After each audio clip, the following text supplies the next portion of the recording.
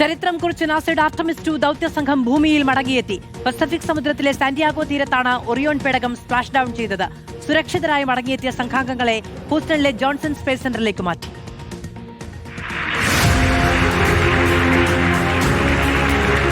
ഒൻപത് ദിവസവും 1 മണിക്കൂറും 31 മിനിറ്റും 35 സെക്കൻഡും പിന്നിട്ട് പസഫിക് സമുദ്രത്തിന്റെ നീലത്തിരമാലകളിൽ രാവിലെ 5:37 ഓറിയോൺ പേടകം പതിച്ചു. ചരിത്രം വഴിമാറിയ ആ അതുല്യ നിമിഷത്തെ ലോകം കണ്ണിമ ചിമ്മാതെ കണ്ടു. അരനൂറ്റാണ്ടിനിപ്പുറം ചന്ദ്രനെ ചുറ്റിയെന്ന പെരുമ സ്വന്തമാക്കിയാണ് Reid Wiseman, Victor Glover, Christina Koch, Jeremy Hansen എന്നിവർ ഭൂമിയെ തൊട്ടത്. കാതങ്ങൾ താണ്ടി ചന്ദ്രനെ ചുറ്റിയ പേടകം പുലർച്ചെ 5:07 ഭൗമാന്തരീക്ഷത്തിൽ പ്രവേശിച്ചു.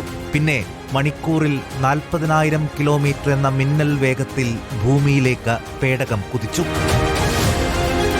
2800 ഡിഗ്രി സെൽഷ്യസ് ചൂടിൽ തീഗോളം പോലെ അപ്പോൾ ചുട്ടുപൊള്ളിയ പേടകത്തിലെ യാത്രികർക്ക് അത്യാധുനിക ഹീറ്റ് ഷീൽഡുകൾ രക്ഷാകവചമായി.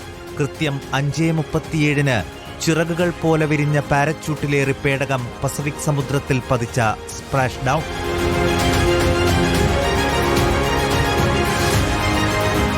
യാത്രികരെയും കാത്ത് സർവസജ്ജരായി നിന്ന അമേരിക്കൻ നേവിയുടെ USS ജോൺ പി മുർത്ത കപ്പലും നാവികരും രക്ഷാദൗത്യം ഏറ്റെടുത്തു.